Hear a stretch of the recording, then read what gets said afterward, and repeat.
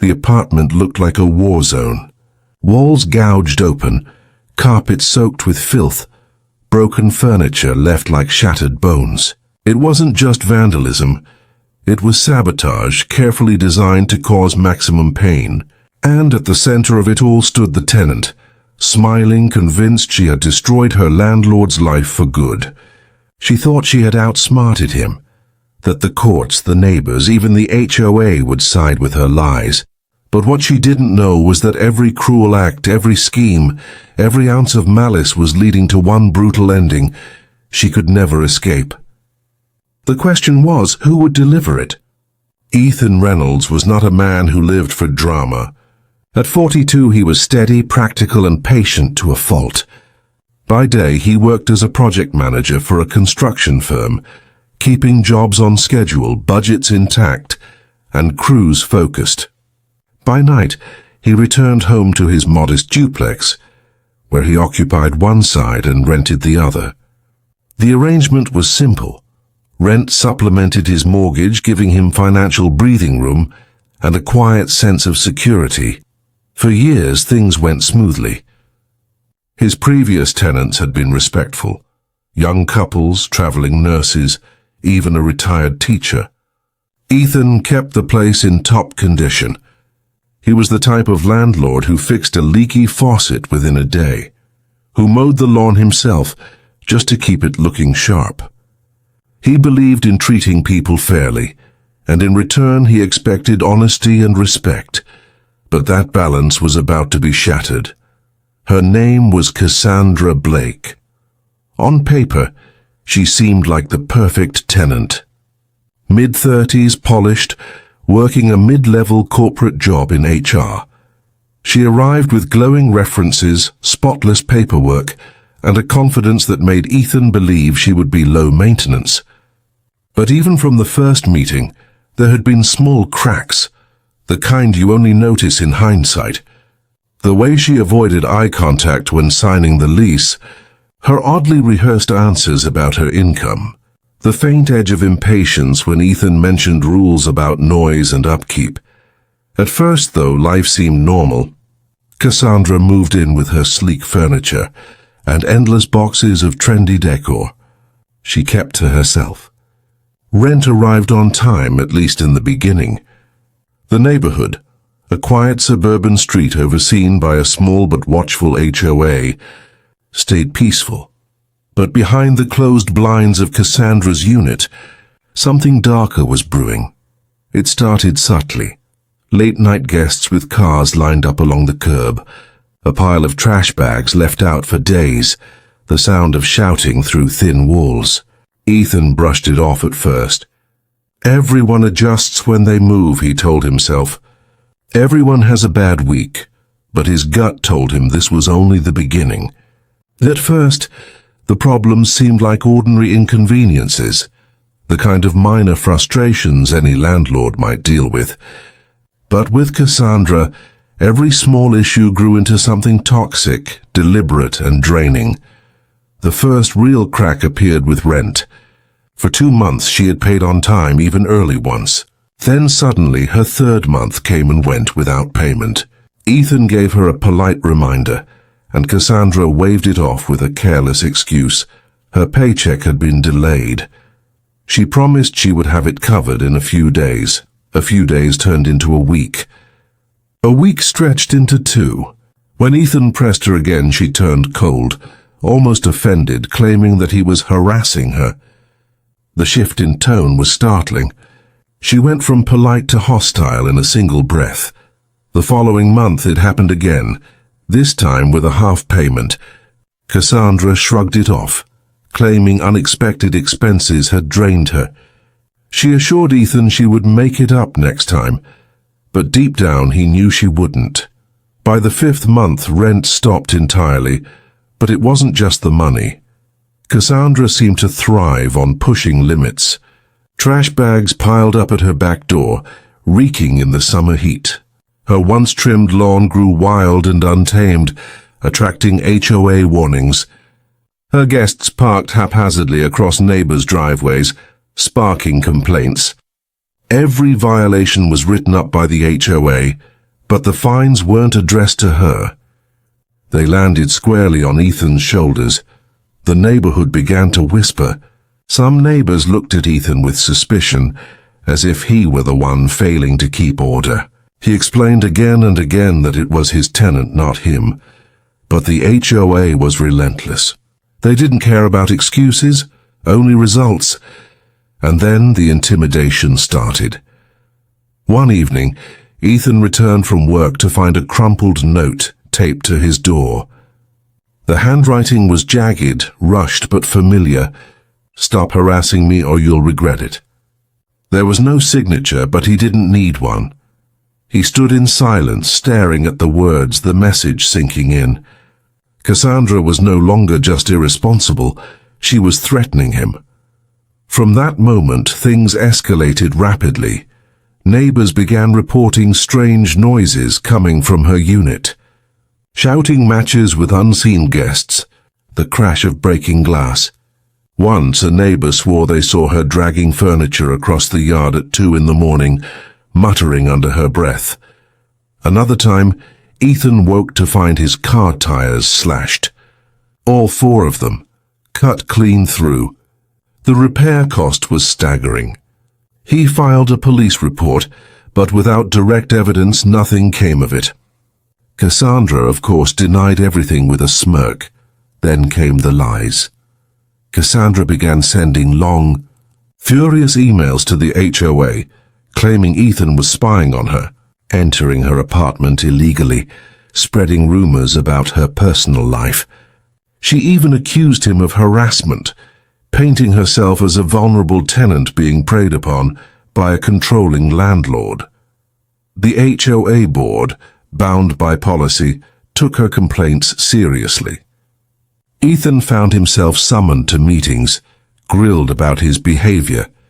No matter how much evidence he showed, that he hadn't entered her unit, that the complaints were baseless, there was always a shadow of doubt.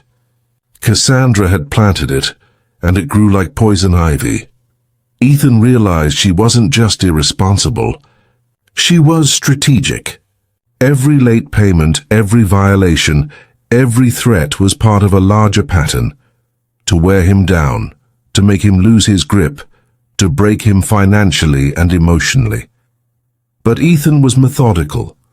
Instead of lashing out, he began documenting everything. He saved copies of every HOA fine, every threatening note, every email Cassandra sent. He photographed the trash piles, the lawn violations, the dented fence she broke backing out of the driveway. He built a paper trail so detailed it could tell the story better than words ever could. Still, Cassandra wasn't finished. One night, Ethan heard shouting outside. He peeked through the blinds and saw Cassandra in a screaming match with a neighbor, her arms flailing, voice carrying across the street. She accused the neighbor of spying on her, of trying to sabotage her life. When the neighbor threatened to call the police, Cassandra turned and shouted, "Do it! They'll believe me over you." The police arrived, lights flashing across the quiet neighborhood. Cassandra wept in front of them, pointing fingers at Ethan and the neighbor, claiming harassment, claiming she was being targeted. To Ethan's horror, the officers pulled him aside and warned him to avoid further contact. It was a chilling moment. Cassandra had flipped the narrative completely. By now, the HOA fines had piled into the thousands. Cassandra ignored every warning, every letter, every knock at her door. But the HOA didn't see her as the problem. They saw Ethan. The property was in his name. The responsibility was his. He was trapped in the middle, punished for someone else's chaos. One morning, Ethan opened his mailbox and froze. Inside wasn't just junk mail or another fine. It was a thick envelope, a legal notice. Cassandra had filed a complaint, accusing him of creating a hostile living environment. She claimed damages, harassment, and emotional distress. Ethan's stomach dropped. She was suing him. This was no longer a private feud. It was a war, and now it was heading to court. But even as fear gripped him, Ethan knew something Cassandra didn't. Every lie she told, every threat she made, every rule she broke was carefully documented, waiting to be unleashed. Still, the days dragged into nights filled with tension. Cassandra grew bolder. Music blared at all hours. Guests stumbled drunkenly across the lawn. Trash overflowed, blowing across the street. Ethan couldn't walk outside without feeling her eyes on him, cold and calculating. And then came the final straw, the moment Ethan knew the storm was reaching its peak. Returning home one evening, he found water seeping out from under Cassandra's door, pooling across the porch. He rushed inside with the spare key, only to find her unit flooded. Faucets had been left running, sinks clogged deliberately. The floors were soaked, the carpet ruined, the walls swelling with water damage. Cassandra stood in the living room, arms crossed, smirking. "Guess you should have fixed the pipes," she said coolly before walking out. Ethan felt rage rise like fire in his chest, but he didn't yell. He didn't curse. He pulled out his phone, took photo after photo, and called his attorney. The case was no longer just about rent. It was about destruction. It was about malice. It was about a tenant who believed she could do anything without consequence. What Cassandra didn't realize was that every choice she made had tightened the noose around her own neck. And now, with court looming and her sabotage exposed, the battle was set for its most explosive confrontation yet. The courtroom was packed with tension that morning, the kind that pressed down on everyone's chest like heavy air before a storm. Ethan sat at the plaintiff's table, his folders neatly stacked, every page an artifact of months of torment. He had spent sleepless nights preparing. Photographs of the destruction, emails from the HOA, police reports, the water damage assessment. Each piece of evidence was more than paper. It was a weapon, sharpened and ready. Across the aisle, Cassandra leaned back in her chair with a smirk that looked carved into her face. Dressed in polished business attire, her hair pinned neatly, she radiated confidence or maybe arrogance. To her, this was theater. She had played the victim so well for months that she expected the court to believe her lies once again. Her stack of evidence bulged with printouts of her own accusations, claims of harassment, claims of unfair treatment, claims that Ethan was the aggressor. The judge entered, and the murmurs fell to silence. The case began with Cassandra's side. Her attorney painted a picture of a tenant living in fear, stalked by a landlord who abused his power. She dabbed at her eyes with a tissue, feigning fragility as she described feeling unsafe in her own home. Every sentence was designed to twist the knife deeper into Ethan's reputation. Some members of the court looked at her sympathetically. She had perfected the performance, but Ethan stayed calm. He knew her story was about to unravel. When it was his turn, his attorney rose and began laying out the facts. Unpaid rent, month after month of skipped payments, HOA fines, every letter addressed to Ethan for Cassandra's violations. Threatening notes, photocopied and time-stamped. Neighbors' testimonies, recorded complaints, each describing Cassandra's erratic behavior. Then came the photographs. The first image hit like a punch. Cassandra's yard, overflowing with trash, weeds clawing up the siding. The second, Ethan's slashed tires, the rubber curled like torn skin. The third, the flood-damaged apartment, floors warped, ceilings sagging, water still pooling on the tile. Gasps rippled through the room, but the most damning evidence came next. A neighbor had installed a security camera facing the street.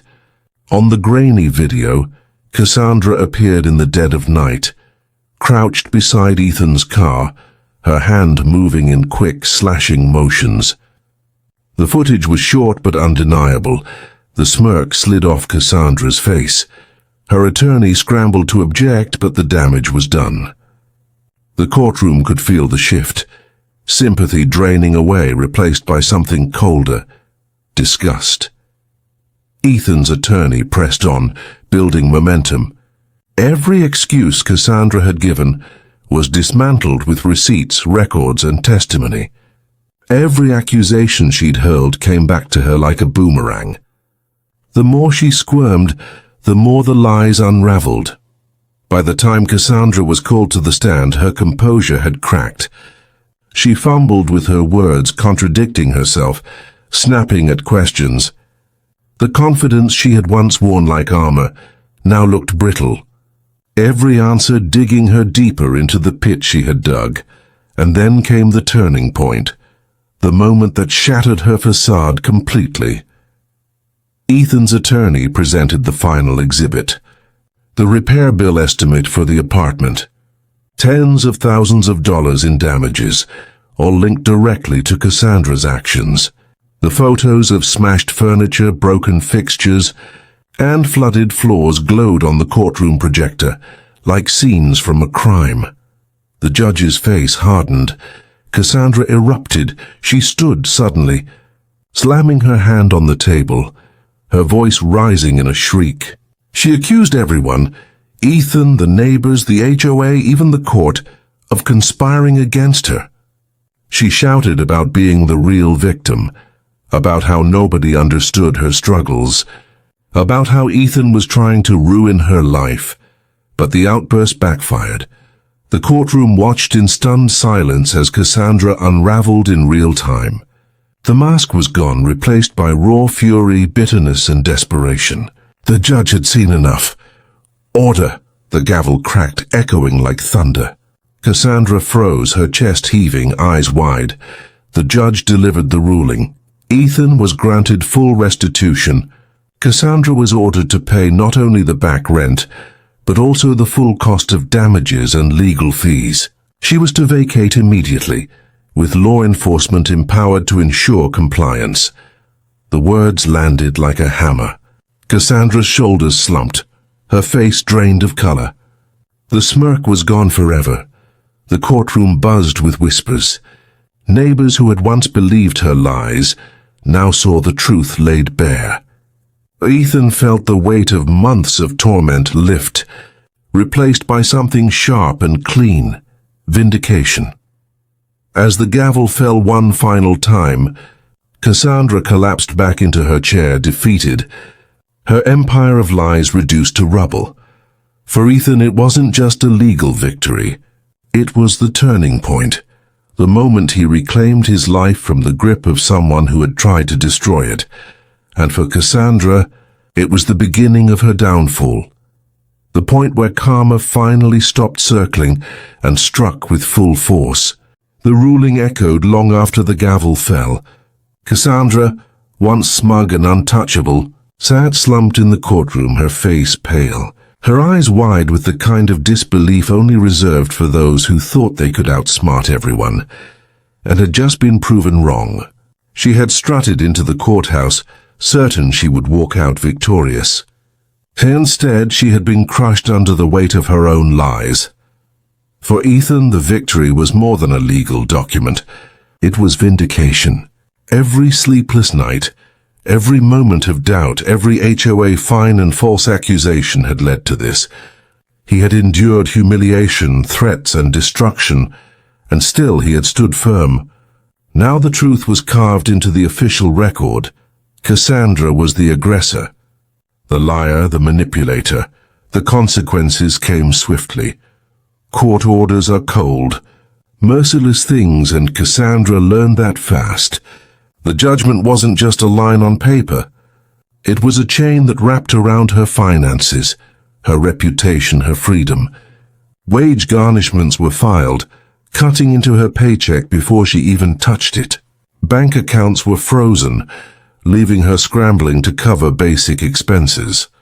Her eviction was immediate. The sheriff returned to enforce the order, this time not to stand between neighbors, but to escort Cassandra out. She packed her belongings in a frenzy, but much of it she left behind. Ruined furniture, mold-ridden carpets, shattered decor she had once bragged about. Each item was a reminder of her deliberate destruction, now rotting in the place she no longer controlled. Neighbors watched from behind curtains as she stumbled out, carrying what little she could in torn boxes and plastic bags. Once she had strutted down the street like she owned it. Now she looked small, defeated, a shadow of the woman who had made everyone's life miserable. But the consequences weren't limited to money and housing. Word spread quickly, as it always does in quiet neighborhoods. The story of Cassandra's downfall became neighborhood legend. The tenant who thought she could manipulate everyone, who weaponized lies and intimidation, had been exposed in the most public way possible. The HOA, once hostile toward Ethan, quietly shifted their stance. They sent letters not of fines but of apologies. Board members approached him with contrite nods, admitting they had been misled by Cassandra's fabrications.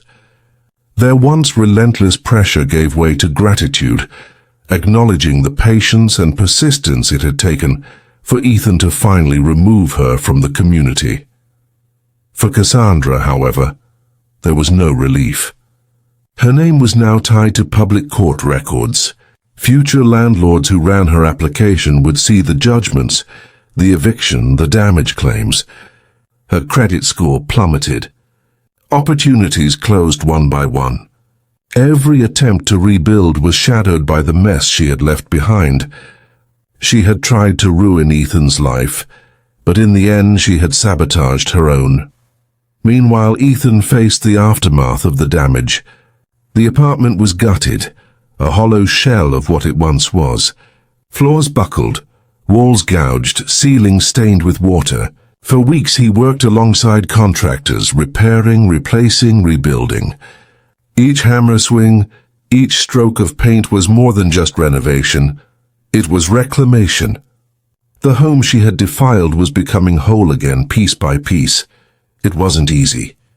The financial burden was heavy, even with the court's judgment in his favor. Cassandra's payments came slowly, extracted by force from her wages. But every check that arrived, no matter how small, felt like justice in tangible form. And more importantly, Ethan regained what Cassandra had tried hardest to take, his peace. No more notes taped to his door. No more police visits at midnight. No more HOA fines stacking up like insults in his mailbox. The silence was healing, the quiet hum of normal life, a luxury he had once taken for granted. But perhaps the most powerful impact was not on Ethan or Cassandra, but on those who watched it unfold. Neighbors who had once whispered behind curtains now spoke openly. They admitted how easily they had believed Cassandra's lies, how convincing she had been, how quickly suspicion had been cast on Ethan instead of her. They marveled at how patience, persistence, and documentation had finally toppled the facade. Other landlords heard his story and took notes. "Document everything," they said. Never let the lies stand unchallenged. His ordeal became a cautionary tale shared in community forums, landlord groups, and HOA meetings. Cassandra had meant to destroy his credibility, but instead she had made him an example of resilience. Ethan didn't gloat. He didn't need to. Cassandra's humiliation was not in his victory lap, but in her own collapse. She had built a house of lies, brick by brick, and then set fire to it herself. Karma hadn't just knocked on her door, it had stormed through and left her with nothing. As for Ethan, he found himself stronger than before. The ordeal had hardened him, yes, but it had also clarified what mattered. His home was his sanctuary. His dignity was his shield. And though Cassandra had tested both, she hadn't destroyed them. When the final repair was complete, Ethan stood in the empty apartment, the walls fresh with paint, the floors gleaming. Sunlight poured through the window, casting golden patterns across the room. It was as if the house itself had been cleansed, reborn after months of chaos. In that silence, Ethan felt a profound truth settle in his chest. Cassandra had tried to ruin his life, to bury him under lies, destruction, and intimidation. But instead, she had exposed her own corruption. She had revealed how far someone would go to avoid accountability, and how inevitably truth catches up. For those who heard his story, the lesson was clear. You can manipulate, deceive, and destroy for a time.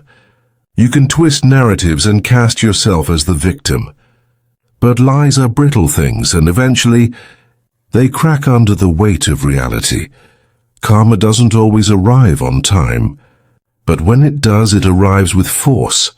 And for Cassandra Blake, it had arrived in the form of eviction notices, wage garnishments, public humiliation, and a reputation forever stained. Ethan didn't need revenge. He didn't need to shout or gloat. Justice had spoken, and karma had delivered the rest. As he locked the door to the newly restored unit, he allowed himself one small, quiet smile. Because in the end, Cassandra had not ruined his life. She had ruined her own, and that was the truest form of justice of all. This was today's secret. Every shed hides a secret, but remember, the shed never stays quiet for long. Until next time, Secret Shed Stories.